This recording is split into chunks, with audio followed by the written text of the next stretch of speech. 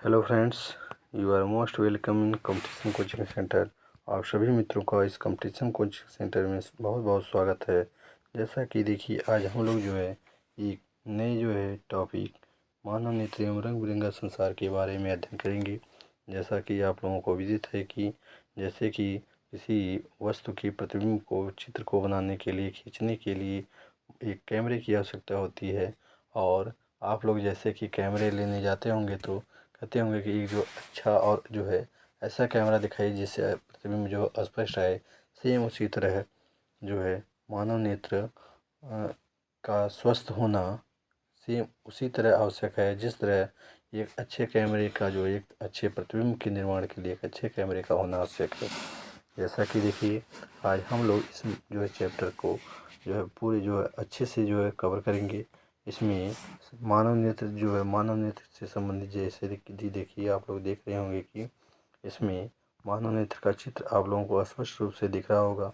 जैसे कि देखिए, आज इसमें जो है अलग अलग जो है अलग अलग टॉपिकों के बारे में, जैसे मानव नेत्र के अलग अलग पार्ट्स के बारे में जो है देखेंगे। जैसा कि देख सकते हैं, ये जो हो गया क्या दृढ़ पटल हो गया, रक्तक पटल है, रेटिना या दृष्टि पटल है, पीत बिंदु क्या होता है, अंध बिंदु किसे कहते हैं, दृक तंत्रिकाएँ क्या होती हैं, पश्चिमाविका इसमें क्या होती है, अगर देखें तो आइरिस क्या है, इसमें कार्निया क्या होती है, इसका कार्य क्या होता है, ये कचाव द्रव है, इसका कार्य क्या होता है, इसका अपवर्तनांक कितना होता है पूछते हैं। तो यह जो है मानव नेत्र का एक बहुत ही महत्वपूर्ण जो है ये सभी भाग हैं और इसको जो है जानना बहुत ही ज़रूरी है, क्योंकि इससे संबंधित क्वेश्चन जो है हर पेपर में बनते आए हैं। तो आशा है कि इस प्रकार जो है आपकी बार भी इस यहाँ से क्वेश्चन जो है महत्वपूर्ण क्वेश्चनों की श्रृंखला जरूर बनेगी। अतः आप लोग जैसे देख सकते हैं कि इसमें अगर पूछें कि बताइए दृढ़ पटल क्या है, अगर पूछें कि बताइए कि इसमें दृढ़ पटल क्या है, ये दृढ़ पटल क्या है, तो कहेंगे कि ये जो दृढ़ पटल है इसमें ये दृढ़ पटल जो है ये दृढ़ पटल अगर पूछेंगे क्या है तो कहना कि दृढ़ पटल जो होती है यह क्या करती है। तो दृढ़ पटल का कार्य होता है नेत्र गोलक की सबसे बाहरी भाग होती है, इसका कार्य होता है कि मानव नेत्र को बाहर से सुरक्षा प्रदान करना।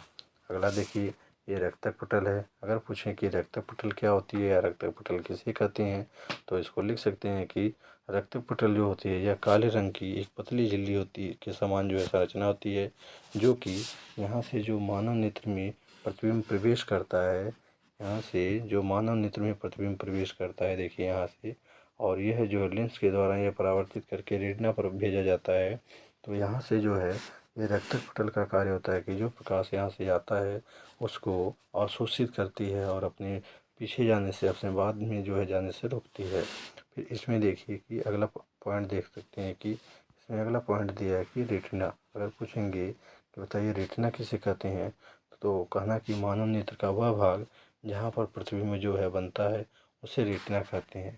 यह रेटिना इसका जो है यह रेटिना जो होती है इस पर प्रतिबिंब जो बनता है वह कैसा बनता है, अगर पूछें तो कहना कि इस पर जो प्रतिबिंब बनता है वो कैसा बनता है।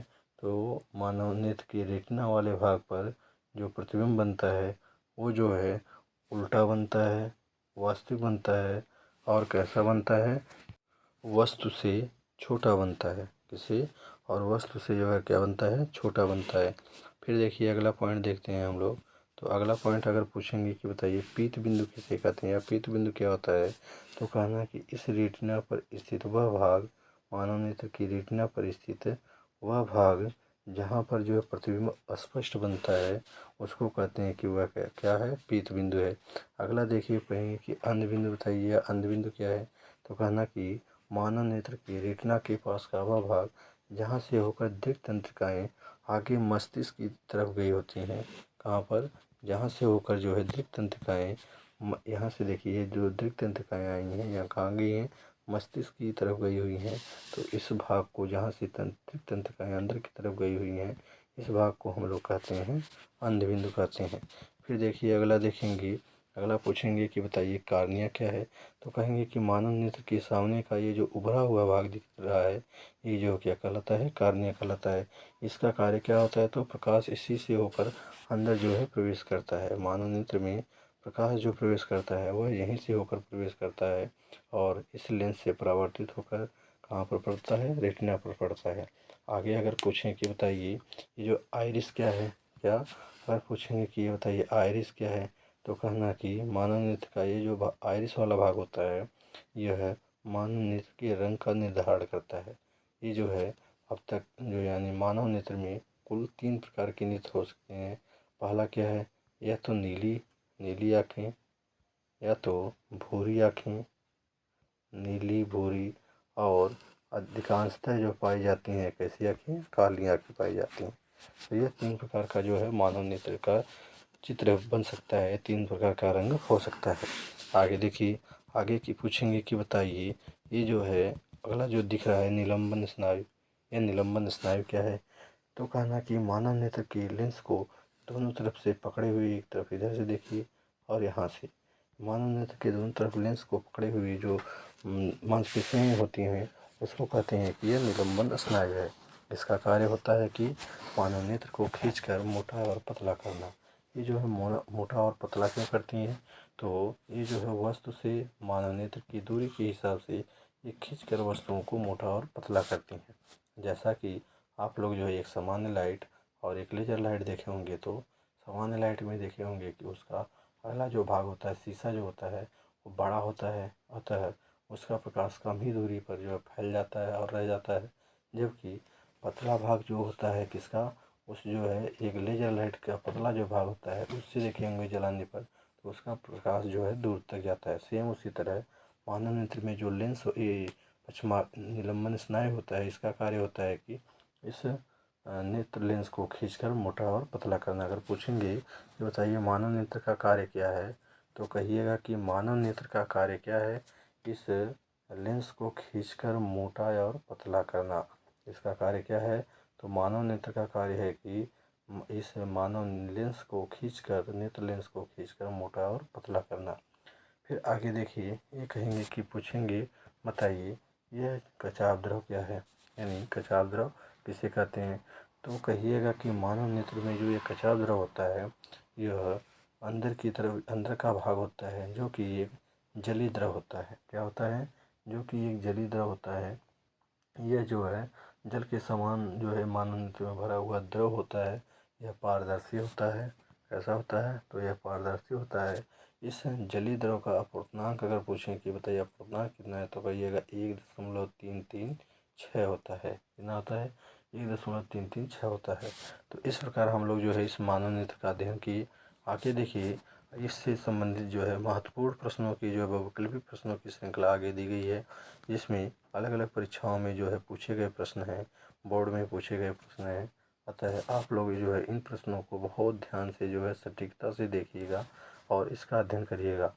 जैसे कि देखिए, इसमें पहला ही क्वेश्चन कह रहे हैं कि स्वस्थ नेत्र का जो है निकट बिंदु कितना होता है, जो कि देखिए 2007, 10, 2014, 2018, 2019 और 2000 जो है 2019 में जो है पूछे गए, ये जो है अलग अलग सेटों में पूछे गए प्रश्नों की श्रृंखला जो है ये क्वेश्चन जो है बहुत बार पूछा गया है। अतः यह क्वेश्चन हम लोगों के लिए बहुत उपयोगी है।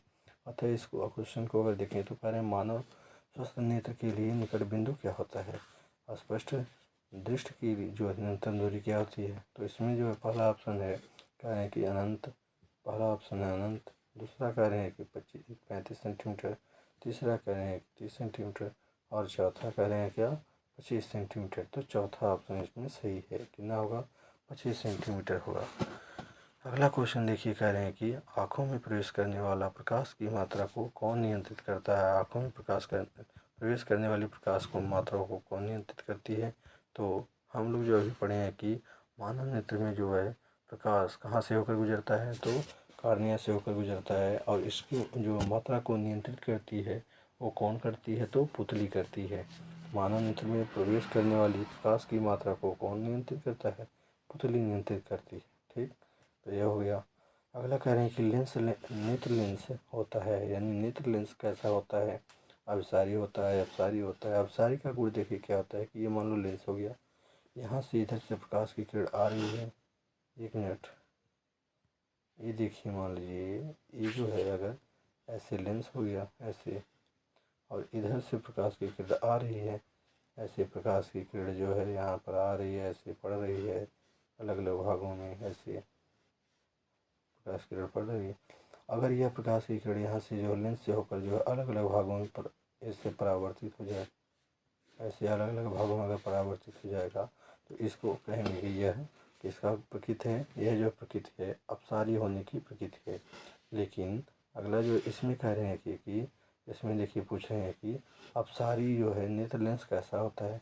तो हम लोग अभी पढ़ कर आए हैं कि यह जो अगर लेंस है यहाँ से प्रकाश की किरण आ रही है, ऐसे प्रकाश की किरण आ रही है यहाँ पे और इस लेंस से टकरा रही है, तो टकराने के बाद सभी किरणें एक जगह जो है कहाँ पर कार्निया पर जो है प्रकाश की किरण को भेजती हैं और एक जगह जो है प्रतिबिंब जाकर बनता है, मिलता है। तो इस प्रकार कहेंगे अगर पूछें बताइए यह किसका गुण है, यह किसकी प्रकृति है, तो कहना कि यह जो प्रकृति है वह किसकी है, अभिसारी होने की प्रकृति है। क्योंकि अपसारी में होता है परावर्तित हो जाना या अलग अलग भागों में बिखर जाना, लेकिन अभिसारी मतलब होता है कि एक बिंदु पर जाकर मिलना। तो अगला क्वेश्चन देखिए हम लोग देखते हैं क्या अगला क्वेश्चन कह रहे हैं कि मनुष्य के स्वस्थ नेत्र में प्रतिबिंब कहाँ पर बनता है, रेटिना पर बनता है कि रेटिना के आगे बनता है कि रेटिना के पीछे बनता है कि अनंत पर बनता है। तो स्वस्थ मानव नेत्र का प्रतिबिंब कहाँ बनता है, रेटिना पर बनता है।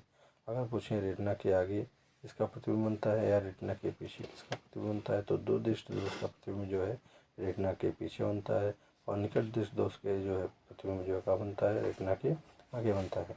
अगला कह रहे हैं ए पारदर्शी या पूर्णांक जिसका पूर्णांक एक से जो अधिक है, एक अपारदर्शी पदार्थ जिसका पूर्णांक कितना है, एक से अधिक है, उसकी आभासी मोटाई उसकी वास्तविक मोटाई की तुलना में कितनी है, कम है, बराबर है कि अधिक है कि शून्य है, कौन है। तो इसमें देखिए एक जो है पारदर्शी पदार्थ का पूर्णांक है जिसका एक से अधिक है, जिसका पूर्णांक क्या है, एक से अधिक है, तो इसका कह रहे हैं वास्तविक मोटाई की तुलना में आभासी मोटाई उसकी वास्तविक मोटाई की तुलना में कितनी है। तो इसमें वास्तविक मोटाई उसकी जो आभासी मोटाई उसकी वास्तविक मोटाई की तुलना में कितनी है, तो कम है। क्या है, कम है। आगे देखिए अगला क्वेश्चन देखते हैं। कह रहे हैं कि स्वस्थ जो है स्वस्थ आँखों के लिए दूर बिंदु स्थित होता है। अभी हम लोग प्रश्न एक में पढ़े हैं कि निकट दृष्टि दोष के लिए क्या होता है, निकट बिंदु होता है 25 सेंटीमीटर, जबकि दूर बिंदु होता है अनंत पर, क्या होता है, अनंत पर। तो इसका जो है सही है अनंत। अगला क्वेश्चन कह रहे हैं देखिए निकट दृष्टि दोष से पीड़ित व्यक्ति के लिए प्रयुक्त होने वाला चश्मे में लेंस का जो प्रकार होता है। देखिए इसमें अगर देखें हम लोग तो इसमें जो है दो प्रकार के दिए रहेंगे, या तो दिया रहेगा क्या, इसमें दिया रहेगा दो प्रकार के प्रश्न। एक कहेंगे कि दूर दृष्टि दोष हुआ है, दूसरा आएगा कहेगा कि हमको निकट दृष्टि दोष हुआ है। कौन सा, निकट। तो अगर देखिए ध्यान से हम लोग देखें तो इस दूर में जो है क्या दिख रहा है, तो दूर में जो है यह ऊ की मात्रा दिख रही होगी। किसकी मात्रा दिख रही है, ऊ की मात्रा दिख रही है। और हम लोग जो है अगर उत्तल और अवतल में देखें, इसमें उत्तल दर्पण, उत्तल लेंस और अवतल लेंस,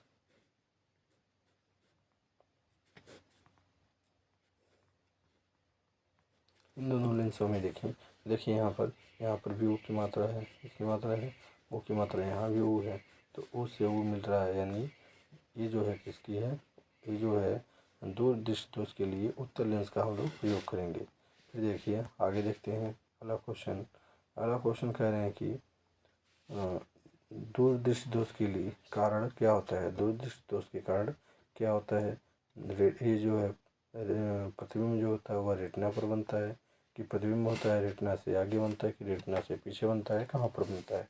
तो दूर दृष्टि दोष में कहाँ पर प्रतिबिंब बनता है, रेटिना से पीछे बनता है। दूर दृष्टि दोष में प्रतिबिंब कहाँ पर बनता है, तो दूर दृष्टि दोष में प्रतिबिंब जो बनता है वह रेटिना से पीछे बनता है। अगला क्वेश्चन कह रहे हैं कि दूर दृष्टि दोष के निवारण के लिए अभी हम लोग पढ़े हैं कि दूर में ऊ है और उत्तल में ऊ है, तो इसमें कौन सही होगा, उत्तल दर्पण सही होगा। ठीक, आगे देखते हैं अगला क्वेश्चन कह रहे हैं कि निकट दृष्टि दोष से पीड़ित व्यक्ति को का दूर बिंदु कहाँ पर स्थित होता है। कोई व्यक्ति है वह निकट दृष्टि दोष से पीड़ित है, तो उसका दूर बिंदु कहाँ पर स्थित होगा, 25 सेंटीमीटर वाला कह रहे हैं कि 25 सेंटीमीटर, दूसरा कह रहे हैं कि 25 सेंटीमीटर से कम दूरी पर, तीसरा कह रहे हैं अनंत, चौथा कह रहे हैं कि अनंत से कम और अनंत। तो इसमें कौन सा सही है, तो इसमें देखिए सही जो है वो 25 सेंटीमीटर से कम दूरी वाला सही है। इसमें जो है 25 सेंटीमीटर से कम दूरी वाला सही है। ठीक, फिर आगे देखते हैं अगला क्वेश्चन। अगला क्वेश्चन देखिए, कह रहे हैं कि एक व्यक्ति है अपने चश्मे में 20 सेंटीमीटर फोकस दूरी का उत्तल लेंस प्रयोग करता है, तो उसके लेंस की क्षमता क्या होगी। तो हम लोग जो है पढ़े हैं क्या, हम लोग पढ़े हैं क्षमता P बराबर होता है 1/F। ये कब होगा, जब F का मान मीटर में दिया हो। F का मान किस में दिया हो, मीटर में। लेकिन अगर सेंटीमीटर में दिया है तो 100/F होता है। कितना होता है, 100/F। तो P बराबर हो जाएगा 100 और बटे F का मान 20 है। 20 25 100। F का मान कितना आ गया, 5 आ गया। तो इसमें क्या सही है, 5 सही है। अगला क्वेश्चन देखिए, अगला कह रहे हैं कि मानव नेत्र में रेटिना पर बनने वाला प्रतिबिंब कैसा दिखाई देता है। मानव नेत्र में रेटिना पर बनने वाला प्रतिबिंब कैसा दिखाई देता है। तो मानव नेत्र में रेटिना पर बनने वाला प्रतिबिंब अभी हम आप लोगों को बताएं कि उल्टा होता है परंतु सीधा दिखाई देता है। होता तो उल्टा है लेकिन सीधा कैसे दिखाई देता है, वो सीधा दिखाई देता है। अगला क्वेश्चन देखिए, स्वस्थ नेत्र के लिए कह रहे हैं कि स्वस्थ नेत्र के लिए दूरबिंदु कहाँ पर स्थित होता है। स्वस्थ नेत्र के लिए दूरबिंदु कहाँ पर स्थित होता है, अनंत पर, 1 मीटर, 25 सेंटीमीटर, इनमें से कोई नहीं। कौन सही है, इसमें जो सही है वह सही है क्या, अनंत पर। इसमें अनंत पर सही है।